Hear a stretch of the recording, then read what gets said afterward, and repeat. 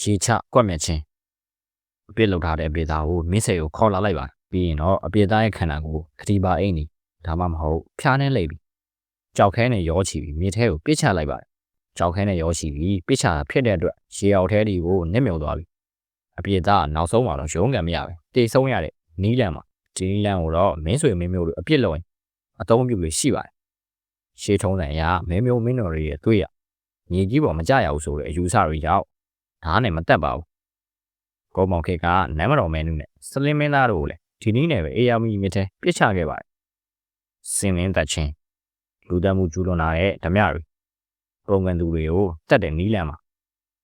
မြေကြီးမှာကျိုးတုပ်ထားပြီးစင်နဲ့ခေါင်းကိုနင်းတက်ခိုင်းပါတယ်ကံကောင်းရင်တော့ခေါင်းကိုတန်းနေလို့နာကျင်မှုတန်ကိုမခံစားပဲတန်းတရတာဆိုပေမဲ့ကံဆိုးရင်တော့ခြေတော့လက်ရှင်ဘက်နဲ့နောက်ဆုံးမှာခေါင်းကိုနင်းတက်ပါတယ်မသိခင်ခြေတွေလက်တွေကျိုးကြည့်ရတဲ့ထံကိုအရှင်လက်လက်ခံစားပြီးမှတေဆုံးရတာမျိုးပါအင်းဝခေမင်းကောင်လက်ထက်မှာတော့ရန်သူတချို့တွေကိုဒီနည်းလက်နဲ့စီရင်လေးရှိပါတယ်ကိုယ်ခန္ဓာအပိုင်းပိုင်းဖြတ်ခြင်းလူသက်မှုနဲ့ဓမြမှုကျူးလွန်တဲ့သူတွေလူမြင်ကွင်းမှာကျိုးတုပ်ထားပြီးချက်ချင်းမသက်ပဲနဲ့လက်ခြေတော့ရှင်ဘက်တွေကိုကစားစီလွှတ်နေဖြတ်တာဒါမှမဟုတ်ဓာတ်နဲ့ခုတ်ထစ်တာမျိုးတွေပြုလုပ်ပါတယ်လက်တစ်ဖက်ခြေတစ်ဖက်ကနေစဖြတ်ပြီး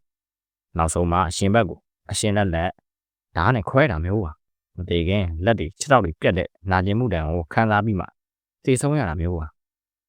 အလောင်းပြလက်ထက်မှာတော့ဟန်သာရီကခုခံတဲ့သူတွေတတိဝေးတဲ့အနေနဲ့ဒီနည်းနဲ့စီရင်ခဲ့ပါတယ်ဖျားကျွန်တင်းချိုင်းကျွန်ဒါကတော့လူအသက်တာမဟုတ်ပေမဲ့လူတိုင်းဝိုင်းရနေတစ်သက်လုံးဖယ်ထုတ်ပစ်လိုက်တာပါသေတယ်မကြပေမဲ့လည်းခွင့်လွှတ်လို့မရတဲ့အပြစ်ရှိတဲ့သူတွေကိုမိသားစုလိုက်ဖျားရဲ့ဝေယဝိဆာလောက်ရတဲ့ကျွန်ဒါမှမဟုတ်ရင်တင်းချိုင်းမှာအလောင်းမြုပ်ပေးရတဲ့ဆန္နာလအဆင့်ထီကိုမျိုးရိုးနှိမ့်ချပစ်လိုက်တာပါ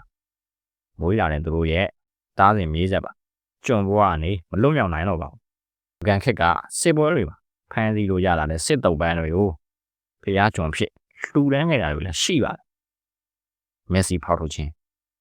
နန်းရဲမှာထီးနှံလူဖို့ကြံစီတဲ့ညီတော်တားတော်တွေတတ်မဲ့ပစ်ခြင်း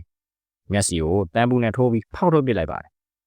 ဘရင်ဖြစ်လာမဲ့သူကအင်္ဂါမပြည့်စုံရင်နန်းတက်လို့မရအောင်ဆိုရယ်ဥပဒေကြောင့်အသက်လုံးထီးနှံကိုလူယူလို့မရတော့ပါဘူးအင်းဝါခဲနေရပရိမင်းကြီးကသူ့ရဲ့ညီတော်တွေကိုနမ်းမလူနိုင်အောင်လို့ဒီလိုလောက်ခဲ့ပါတယ်နှစ်ဖူးတွင်ဆေးမင်ကြောင်ထိုးခြင်းအပြေသားရဲ့နှစ်ဖူးမှာတခိုးဆိုတဲ့ဆေးမင်ကြောင်စာတန်ထိုးပေးလိုက်ပါတယ်ပြီးရင်တော့မြို့ထဲကနေမောင်းထုတ်ပစ်လိုက်ပါတယ်အဲ့ဒီလူကဘယ်မြို့သွားသွားနှစ်ဖူးကစာတန်ကြောင့်ဘယ်သူမှအလုံးမပေးမြို့ထဲပေးမဝင်အစာရည်သာပြက်လက်ဒုက္ခရောက်လောက်တဲ့နီးလန့်မှာဒီစနစ်ကကိုးမောင်ခင်အောင်မိုင်းတွေရှိခဲ့ပြီမြို့တော်ကားတွေမှာအဲ့ဒီလူတွေဝင်ခွင့်မပြုပဲတားမြစ်ထားလေးရှိပါတယ်တန်ဘူးတိုက်ချင်းဒီအခန်းကအပြည့်ကိုဝင်မခံရင်မီးရက်နေတဲ့တန်ကြောင်တစ်ချောင်းယူလာလိုက်ပါတယ်ပြီးရင်တော့တရခန်ရဲ့ခန္ဓာကိုဒါမှမဟုတ်လက်ထင်းတွေကိုရဲနေတဲ့တန်ကြောင်နဲ့ညှက်တာမျိုးတွေပြုလုပ်ပြီးအပြည့်ဝင်ခံအောင်နှိပ်စက်ပါတယ်အင်္ဂလိပ်မြန်မာပထမစစ်ပွဲတွင်ဘာကြီးတော်မင်းလက်ထက်ကနိုင်ငံသားတွေကိုစစ်ဆေးတဲ့နေရာမှာဒီနည်းလက်ကိုအသုံးပြုခဲ့ရဆိုတဲ့မှတ်တမ်းတွေလည်းရှိပါတယ်ခေါင်းဖြတ်တချင်းရှိုးခြင်းဓမြဘိုးတွေကိုတက်ပြီးရင်သူတို့ရဲ့ခေါင်းဖြတ်ဘလုံးမှာထိုးပြီးမြို့တကားဝါတွေမှာချိတ်ထားတတ်ပါတယ်မြို့သူမြို့သားတွေကဒါကိုမြင်တဲ့အခါသူတို့လည်းဓမြတိုင်ဒီလိုဖြစ်မှာပဲလို့ကြောက်တော့6လန့်နဲ့နီးလန့်မျိုးစီဘူးတဲ့ထက်သက်ချင်းအပြေသားကိုပွက်ပွက်ဆူနေတဲ့ COE တွေကိုပစ်ထည့်လိုက်ပါတယ်စီဘူးတွေထဲမှာလည်းအပြေသားအရှင်လက်လက်အသားတွေအရေပြားတွေကကျွတ်ရွလာပြီခန္ဓာကိုယ်ရဲ့အရေတွေကလည်းစူပွက်ခန်းချောက်လာပါတယ်နောက်ဆုံးမှာတော့တေဆုံးရတဲ့နီးလန့်မှာဒီနီးလန့်ကအလွန်ရှားပေမဲ့လည်းဘရင်ကိုအစိတ်ခတ်ဖို့ကြံစီရတဲ့သူတွေပေးတဲ့ပြစ်ဒဏ်ပဲဖြစ်ပါတယ်နေရသည်ဟာပရိမင်းလက်ထက်ကအစာထဲမှာအစိတ်ခတ်ဖို့ကြံစီခဲ့တဲ့သူဒီနီးလန့်နဲ့စီရင်ဖို့ကြိုးစားခဲ့ဘူးပါနေဘူးလန်းချင်းပြည်သူစီကပတ်စံတောင်းအာခတိလိုက်စားတဲ့မူးမအရာရှိတွေကိုမျိုးစည်းလေကောင်ခေါ်လာလိုက်ပါတယ်ပြီးရင်တော့သူတို့တွေထိတ်တုံးခတ်လိုက်ပြီးနေဘူးထဲမှာအစာနဲ့ရေမကျွေးပဲပစ်ထားခဲ့ခြင်းပဲဖြစ်ပါတယ်များသောအားဖြင့်ဒီနီးလန့်တေးတဲ့အထိတော့မဟုတ်ပေမဲ့အဆက်ခွဲတဲ့အခါအသုံးပြုတဲ့နီးလန့်မှာမင်းတို့မင်းလက်ထက်ကအကျင့်ပြတ်ချထားတဲ့အရာရှိတွေဒီနီးလန့်ကိုအသုံးပြုပြီးသတိပေးလေလည်းရှိပါတယ်စီဘူးနိုင်၍အစ်စ်ခံခြင်း ဒီခေတ်ကာလကတရားသူကြီးတော့မဆုံးဖြတ်နိုင်မယ်အမှုမှာပေါ်တဲ့အမှုတွေကလူတွေကိုစူပွက်နေတဲ့ COE တစ်လုံးစီကိုခေါ်လာလိုက်ပါတယ်ပြီးရင်တော့စူပွက်နေတဲ့ စီပူအိုးတွေကိုခဲလုံးတစ်လုံးပစ်ချလိုက်ပြီးအမှုကလူတွေကိုစီပူအိုးတွေကခဲလုံးကိုလက်နဲ့နှိုက်ယူခိုင်းပါတယ်